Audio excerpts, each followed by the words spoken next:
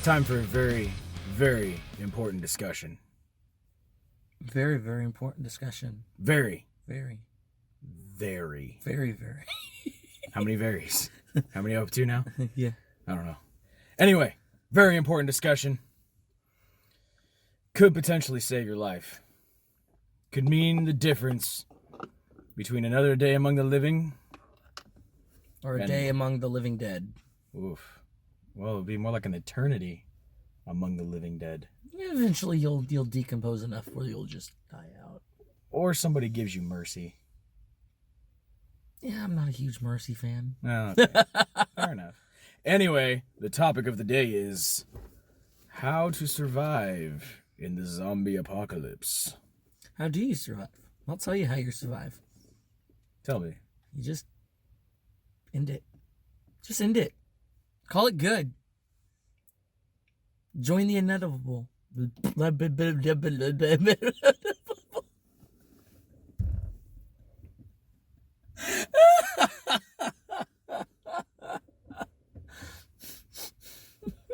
I think you might have had an aneurysm. Maybe. Okay. So for those of you who are not going to be completely and utterly succumbing to the darkness of their mortality, jeez. Let us discuss your zombie survival plan.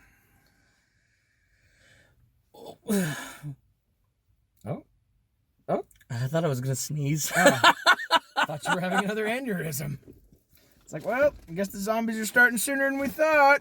Gonna have to off you there, bud. Shucks. Oh well. I'll tell you what. One thing I'm gonna do.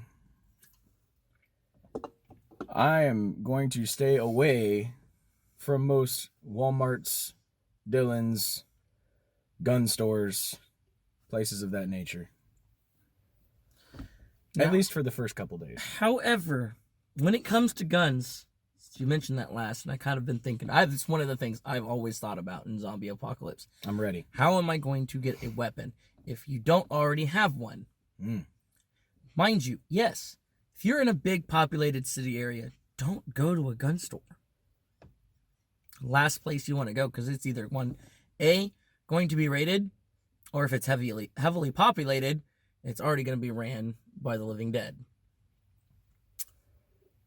If you have the means of travel, find a small town. They have at least 2 or 3 gun stores that you can raid pretty easily. Also known as your local redneck's back room. Yeah. Well, I mean, like, Kingman has Kingman. at least, I think they have 2 gun stores now. Yeah.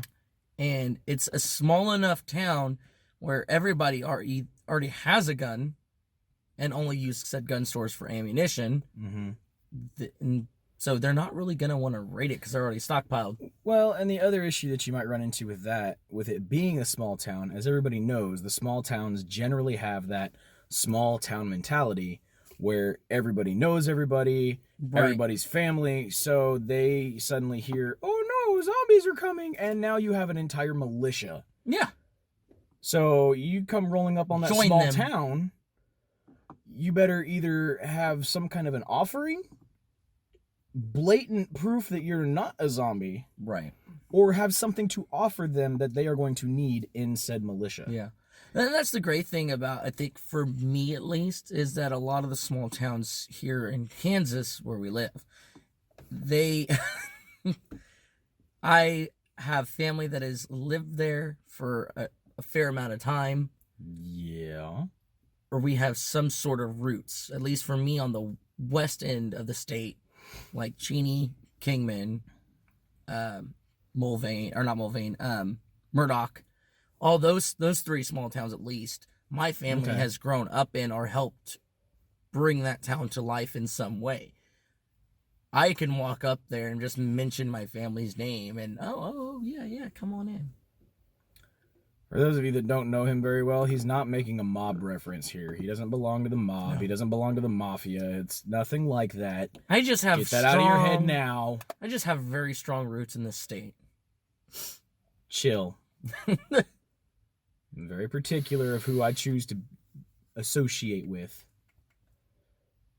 Turned it off. Good job. But no, the reason that I say I'm going to stay away from places like Walmart, Target, gun stores, things like that, if something like that were to happen and that announcement comes out and everybody's suddenly trying to prepare for the worst, going to the places that are like that is sure to be like Black Friday on every drug known to man. Oh, yeah. Like, have you seen the Hunger Games? You're talking the Hunger Games. People are going to be trying to get food, clothes, supplies, ammo, weapons, whatever. And see, for me, I don't see clothes as a necessity, especially in a situation like that. If It is, though. at the age that we are at, we should have enough clothes that we should be good. Unless you're a child that's still growing, understandably so. Or Hold on, military man. bathe with your clothes on your back. Hold on, military man. I'm not talking about using clothing just for clothing's sake. Tear it up for bandages, use it for tourniquets, wrap it around big, large branches. You suddenly have torches now. You can use it to wrap and carry other objects that you need to keep safe. True. Clothing does not just serve the purpose of covering your body. But there are other uses that you can do for all those things. Well, yeah, but what I'm saying is, like, if you're in a pinch, and you need, like, some last-minute medical supplies, you could just be like, oh, look, I'm going to grab a rack full of T-shirts, and now I've got bandages, tourniquets, gauze, you name it. True. You get a gash wound. You're sitting there bleeding out. Stuff some cloth in there, wrap it up, keep going. You can just join one of the raider camps and pillage everybody else's stuff. I am not joining the Saviors. It's not happening. Negan can take a long hike. I'm not saying be a collective. I'm saying just be a crazed raider and pillage everybody. Okay, Negan. No. Negan has a collective. Uh-huh. I'm talking Fallout-style raiders. Hard pass. Hard pass. No thanks. It's an option. No. For those of you that want to do the smart option, don't do it. Because there's one thing people know about the Raiders. They are the first enemies of everyone. Right. Fair enough. So unless you start with a very large group that can intimidate and hold their own, your little raid group is going to be a little dead. Yeah, true. I would much rather do what we talked about first. Find that small town, join up with a militia, hole up, get a system in place. Or if you know anybody with a farm even, go there. Because... Maybe. But even farms are really dangerous. Yes and no. A farm can be easily fortified. Very quickly and very strongly all at once. Can be. Also, most farms, depending on where you live, are very secluded. That being said, even if you keep it small... There's the real reason you don't want to use a farm. It depends on how you go about it. No, because if you need supplies and stuff, that means you got to travel a long distance for a supply run. Screw that. What supplies would you need when you can cultivate your own fields and grow crops? Fortification supplies, building supplies, medical supplies. Again, you can do stuff like that on the fly. Can. However, we're talking right from the start, you want to have that good base to set up with. So, granted, like you said, though, it just depends on where you live. Because, like, here in Kansas, yeah, some of our farms can be kind of secluded. And there's some that are, like, big farms. What's that? That was my phone. There's these big farms that, I mean, you've got plenty of land, you've got plenty of crops, you've got plenty of water, which is good, but if you think can in utilize long it correctly. term, you're going to want to be able to be like scavenging things so that you can reinforce your fortifications, so that you can build defenses, so that you can like expand your property depending on how big you want to make your group. And again, that's the great thing about where we live, is that you, even on a farm, you still don't have to go far to find that stuff. It depends, because like you said, it really depends on the location of your farm. Because you have some farms that are kind of close to town, but they're far enough out of town. There's at least some kind of town nearby. Usually. And that being said, even then, if you utilize it just right, you only need to go for supply runs maybe the first 6 months.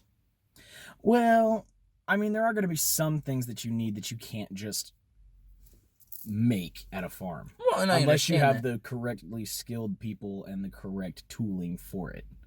Like penicillin. Not something that everybody readily knows how to make and cultivate. I'm allergic to penicillin. Well, sucks to suck, bro.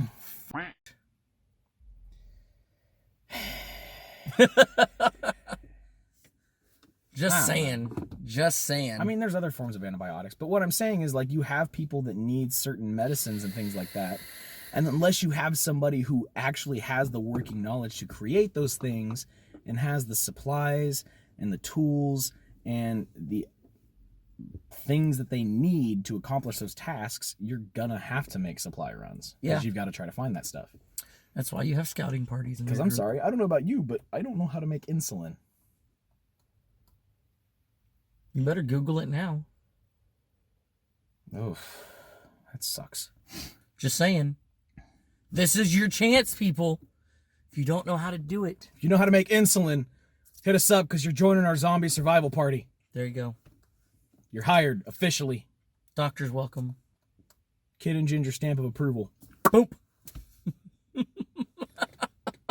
Nice. That's something we've got to make now. We've got to make that. It's going to be a thing. You wait. The Kid and Ginger stamp of approval. It's always going to be there. Forever. And ever. Even when we die out and become zombies. It'll still be on the internet. Mm-hmm. Because the internet is not forever, unfortunately. No, it's not. It's not. Nice try. I think the other thing that I would do, and call it my comment on it. Call it my inner Ginger deciding to come out, but I would definitely be making a battle bus.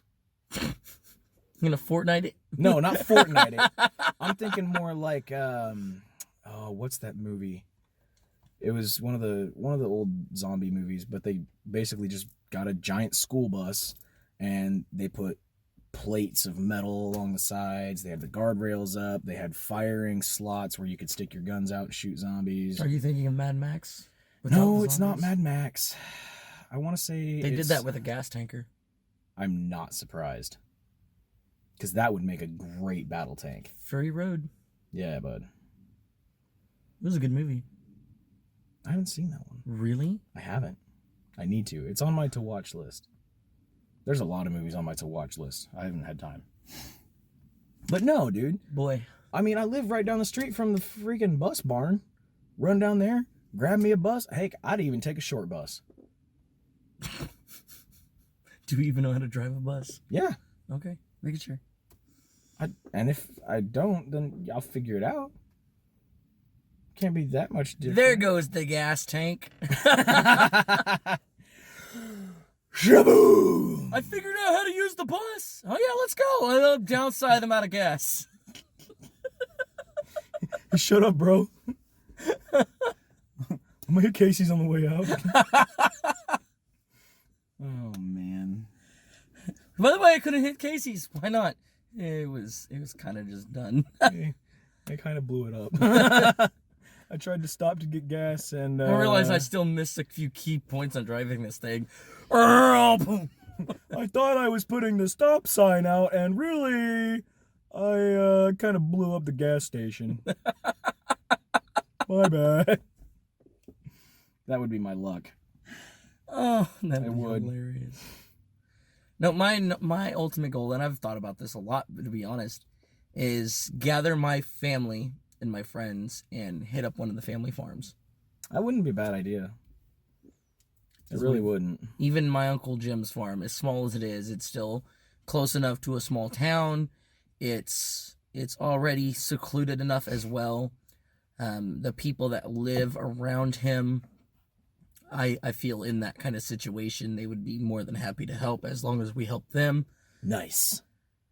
And judging the way his farm is, there's a lot of vantage points to be able to scout, scope out, and protect. You know what we could do? We could just go to Texas. No!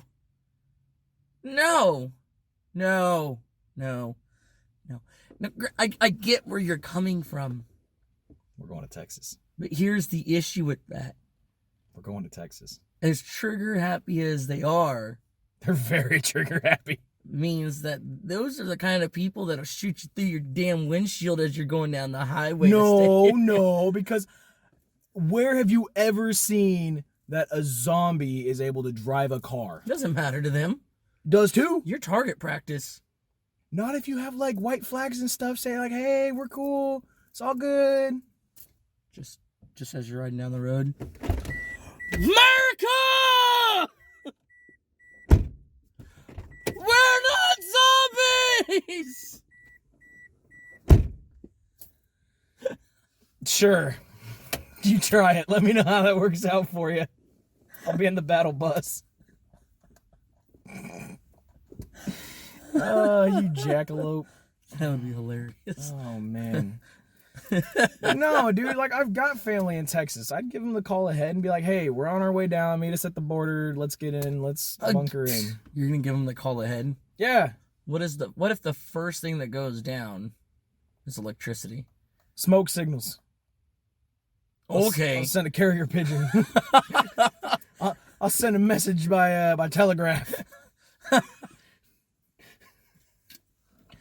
Those will be down too. I'll send a letter via the Pony Express. Oh my god! Except my pony's gonna be a 400 horsepower car.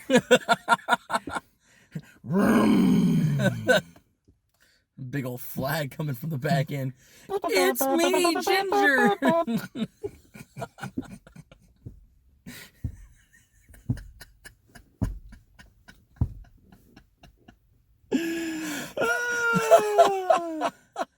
It's gonna happen.